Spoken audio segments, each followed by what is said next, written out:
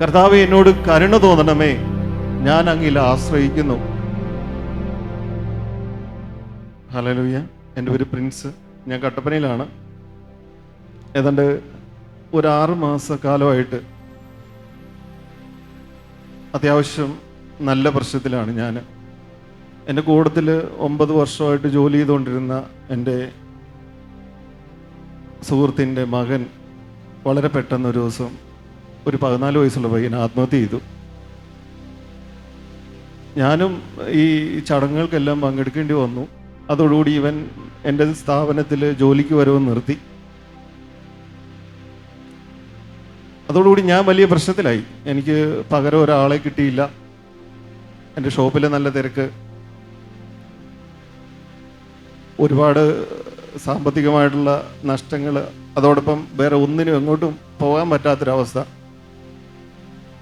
അതുപോലെ തിരക്കുള്ള ഒരു ദിവസം എൻ്റെ ശ്രദ്ധക്കുറവ് എന്തോ എൻ്റെ ഷോപ്പിലെ മെഷീൻ, കട്ടിംഗ് മെഷീൻ തന്നെ ഓണായിട്ട് ഞാൻ എൻ്റെ കയ്യിൽ നിന്ന് തെറിച്ച് എൻ്റെ കാലിൻ്റെ വലത്തെ കാലിൻ്റെ തള്ളവിരലിൽ വീണ് തള്ളവിരൽ ലിഗ്മെൻറ്റ് പൊട്ടിപ്പോയി. ഈ വയ്യാഴികൾക്കിടയിലും എനിക്ക് ജോലി ചെയ്യേണ്ടി വന്നു. വർക്ക്ഷോപ്പിൽ റെസ്റ്റ് എടുക്കാൻ പറ്റാതിരുന്ന കാരണം ജോലി ചെയ്തുകൊണ്ടിരിക്കുന്നതിനിടയ്ക്ക് ഞാൻ സ്കൂട്ടിയായിട്ട് നടക്കാൻ പറ്റില്ല, അധികം വാക്കിംഗ് സ്റ്റിക്ക് ഉണ്ട്. എന്നാലും കുറച്ച് നേരമൊക്കെ നിന്ന് വേറൊരു ചെറിയൊരു പയ്യനെ കിട്ടി അവനെ വെച്ച് അത്യാവശ്യം ജോലികളെല്ലാം നടത്തിക്കൊണ്ട് പോയിക്കൊണ്ടിരുന്നു. ഞാൻ സ്കൂട്ടിയായിട്ട് സ്പെയർ വാങ്ങിക്കാൻ പോകുന്ന സമയത്ത് എൻ്റെ ഇടത്തെ വശത്തുനിന്നൊരു ബൈക്കുകാരൻ വന്ന് എൻ്റെ സ്കൂട്ടിയിൽ തട്ടി എൻ്റെ പുറകെ വന്ന ബസ്സിൻ്റെ അടിയിലേക്ക് എന്നെ തട്ടിയിട്ടു. ഞാൻ സത്യമായിട്ടും ഞാൻ വിശ്വസിക്കുകയാണ്, ഞാൻ മരിച്ചുപോയവനായിരുന്നു.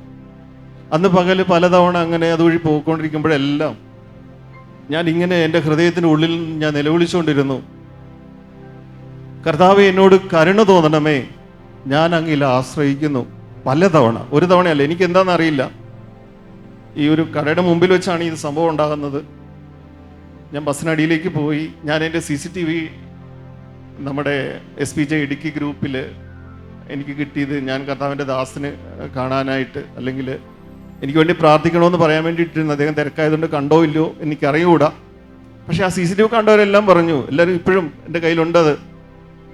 എത്രയോ അത്ഭുതകരമായിട്ട് ദൈവം എന്നോട് കരുണ കാണിച്ചു. ഞാനിങ്ങനെ പോയി വീഴുന്ന സമയത്ത് ഞാനിങ്ങനെ പറയുകയാണ്, എൻ്റെ ഈശോയെ, ഞാൻ ഈ പ്രായത്തിൽ ഞാൻ മരിച്ചു പോയല്ലോ. എനിക്കറിയാം, കാരണം ബസ്സിൻ്റെ ടയർ എൻ്റെ തലയുടെ മുകളിൽ കൂടിയാണ് പോകേണ്ടത്. പക്ഷെ കർത്താവ് എന്നോട് വലിയ കാരുണ്യം കാണിച്ചിട്ട് ഒരുപക്ഷെ കർത്താവ് എന്നെ ഒന്ന് പിടിച്ചു, വണ്ടി മാറ്റിവിട്ടു. അത്ഭുതകരമായ ഒരു രക്ഷപ്പെടിയിൽ. ഹല്ലേലൂയ. എനിക്ക് കൃത്യമായിട്ടും അറിയാം, കർത്താവ് സ്പിരിറ്റ് അഭിഷേകം എന്നോട് കാണിച്ച്, എനിക്ക് സത്യമായിട്ടും പലപ്പോഴും ദൈവം എൻ്റെ ജീവിതത്തിൽ ചെയ്തു തരുന്ന അത്ഭുതങ്ങൾ എത്രമാത്രം ഉണ്ടെങ്കിൽ പോലും എനിക്കിവിടെ നിൽക്കാനുള്ള യോഗ്യതയില്ല, ധൈര്യവും ഇല്ല, അർഹതയില്ല. ഞാൻ അങ്ങനെയാണ്. കാരണം ചിലപ്പോഴെല്ലാം എൻ്റെ ജീവിതം കടന്നു പോയിക്കൊണ്ടിരിക്കുന്നു. ഇതെല്ലാം കഴിഞ്ഞിട്ട് വർക്ക് ചെയ്യുന്നതിനിടയ്ക്ക് ഒരു സെറ്റ് പ്ലേറ്റ് എൻ്റെ വയ്യാത്ത കാലിൻ്റെ അതേ വിരലിൽ വന്ന് വീണ്ടും ഞാനിങ്ങനെ വിറച്ചുപോയി. ഈ അടുത്ത നാളുകളിൽ നടക്കാൻ പറ്റില്ല, അതിനിടയ്ക്ക് ജോലി ചെയ്യുന്നു. അങ്ങനെ കഴിഞ്ഞ നമ്മുടെ 8 നോയമ്പ് തിരുനാളിൻ്റെ 7-ാം തീയതി ഇവിടെ ശുശ്രൂഷ കടന്ന് കർത്താവിൻ്റെ ദാസിയുടെ ശുശ്രൂഷ നടക്കുകയാണ്. അതേ ദിവസം അത്ഭുതകരമായിട്ട് നടക്കാൻ പറ്റാത്ത എനിക്ക് ആ ജപമാല റാലി മുഴുവൻ നടന്ന് ഒരു കുഴപ്പമില്ലാതെ അന്ന് കർത്താവ് എൻ്റെ കാലിന് സൗഖ്യം. ഇപ്പോഴും വേദനയുണ്ട്, സാരമില്ല, അതൊന്നും ഒരു പ്രശ്നമുള്ള കാര്യമല്ല. ഈ വേദനകളിലൂടെ എല്ലാം കടന്നു പോകേണ്ട വ്യക്തിയാണ് ഞാൻ, കാരണം അതിനുള്ള യോഗ്യത എനിക്കുള്ളൂ. ഇതെല്ലാം കഴിഞ്ഞ് ഞാൻ എൻ്റെ പറമ്പിൽ ഒരു പ്രാവശ്യം കയറിപ്പോയപ്പോൾ എൻ്റെ കാലിൻ്റെ വലത് കാലിൻ്റെ പുറകുവശത്ത് കുതികാലിൻ്റെ മുകളിൽ എന്തോ കടിച്ചു. ഞാനൊരു മുള്ളു കൊണ്ടാണെന്നാണ് ഞാൻ ഓർത്തത്. ഒരു ബുധനാഴ്ച കടിക്കുന്നു. പിറ്റേ ദിവസം തൊട്ട് എനിക്ക് രാവിലെ എഴുന്നേക്കാൻ പറ്റുന്നില്ല, പള്ളിയിൽ പോകാൻ പറ്റുന്നില്ല, ഒരു വല്ലാത്ത ക്ഷീണം. ശനിയാഴ്ച രാത്രിയിൽ ഞാൻ ജോലി കഴിഞ്ഞ് വീട്ടിലോട്ട്, എനിക്ക് വയ്യാത്ത കാരണം എൻ്റെ ഒരു സുഹൃത്താണ് എന്നെ വീടിൻ്റെ അവിടെ കൊണ്ടുവിട്ടത്. ഇതുപോലെ സോക്സ് ഇടും, കാരണം കാല് മുറിവായതുകൊണ്ട് ചെരുപ്പേ കൊണ്ടാ വേദന എടുക്കും. അത് കാരണം ഞാൻ ഈ സോക്സ് ഊരി കഴിഞ്ഞപ്പം കാലിൻ്റെ പുറകിൽ ബ്ലഡാണ്. ഇങ്ങനെ പരിശോധിച്ച് നോക്കി കഴിഞ്ഞപ്പോൾ 3 പല്ലിൻ്റെ പാട് നിൽക്കുകയാണ്. എന്തോ കടിച്ചതുപോലെ 3 പാട്. പിറ്റേ ദിവസം രാവിലെ എഴുന്നേറ്റ് വിശുദ്ധ കുർബാനയ്ക്ക് പോകാൻ പറ്റില്ല, ഞായറാഴ്ചയാണ്. വൈകിട്ട് 4 മണിയുടെ കുർബാന കഴിഞ്ഞിട്ട് അന്നേരത്തെ എനിക്കറിയാം എൻ്റെ നെഞ്ചിനൊക്കെ ഭയങ്കര ബുദ്ധിമുട്ട്, നിൽക്കാൻ പറ്റുന്നില്ല, നെഞ്ച് പൊട്ടിപ്പോകുന്ന പോലെ വേദന. വിഷകാരം എടുത്തു പോയി, അവർ മരുന്ന് തന്നു. ഒരു ദിവസം കഴിഞ്ഞപ്പോൾ ഈ 4-5 ദിവസം അവർ പറഞ്ഞു ഇത് കടിച്ചതാണ്, ഇത്രയും ദിവസം നിൽക്കാൻ പറ്റിയില്ലോ. അവിടെയും കർത്താവ് വിഷത്തിനും എന്നെ ഒന്നും ചെയ്യാൻ പറ്റിയില്ല. കർത്താവ് എന്നോട് കാണിച്ച കാരുണ്യം, എന്നോട് കാണിക്കുന്ന കാരുണ്യം.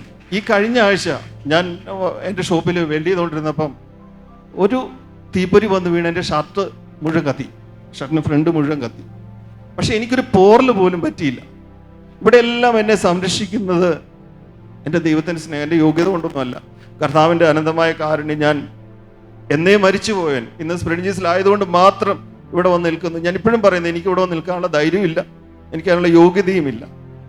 കർത്താവ് കാണിച്ച എല്ലാ കാരുണ്യത്തിനും, എന്നോട് പിന്നെയും പിന്നെയും കാണിക്കുന്ന ദയയ്ക്കും എല്ലാം നന്ദി പറയുന്നു. ഇന്നേ ദിവസം ആ വിശുദ്ധ ബലിയിൽ ഞാൻ മുഴുവൻ സമയം കരയായിരുന്നു. കാരണം ഒരു 6-7 ദിവസത്തെ ധ്യാനത്തിൽ പങ്കെടുക്കുമ്പോൾ നമ്മുടെ ജീവിതത്തിലേക്ക് ഇറങ്ങി വരുന്ന ദൈവത്തിൻ്റെ സ്നേഹം ഒഴുകി ശിരസിലേക്ക് ഇറങ്ങി വന്ന് ചെവിയുടെ പുറയിലേക്ക് ഇറങ്ങി വരുന്ന വ്യക്തമായിട്ട് ഞാൻ അനുഭവിച്ചു. കർത്താവിൻ്റെ വലിയ കാരുണ്യത്തിന് നന്ദി പറയുന്നു. Hallelujah, hallelujah, hallelujah.